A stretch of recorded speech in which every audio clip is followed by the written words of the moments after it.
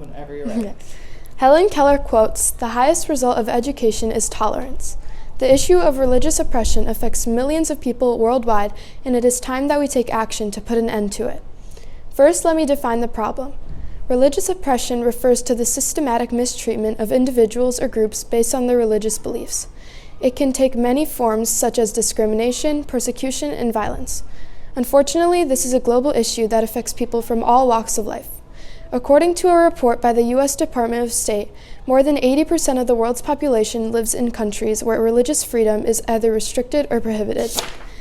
There are many examples of religious oppression throughout history and in the modern world. One example just happened recently in Kenosha, Wisconsin.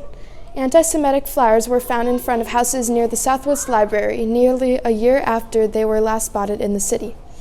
The flyers first appeared in December 2021, and everyone didn't think anything of it until they were found throughout neighborhoods until the end of summer 2022, when a man was fined more than $4,000 for littering. But despite how brutal this anti-Semitic hate speech was, the citation was later dropped. As of now, nobody knows the exact reason as to why this happened. Do you think that something like this would be fair to society? One, having to experience this discrimination not only once but twice, and second, not knowing any information behind it?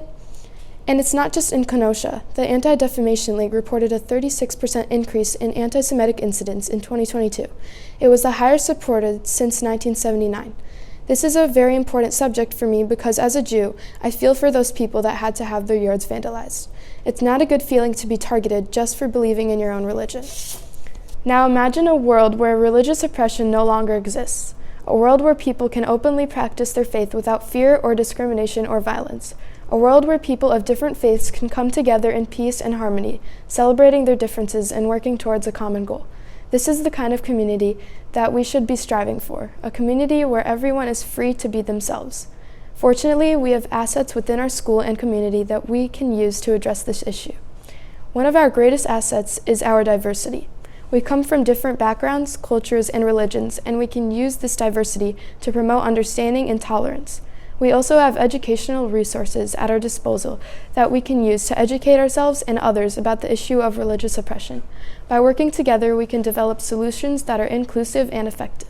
So what can we do to address this issue? We can start by raising awareness. We can educate ourselves and others about the issue of religious oppression and its impact on individuals and communities. We can also work towards building a community that is inclusive and tolerant. We can promote understanding and acceptance of different religions and cultures, and we can work to ensure that everyone feels safe and valued. In conclusion, I urge you all to take action to address the issues of religious oppression.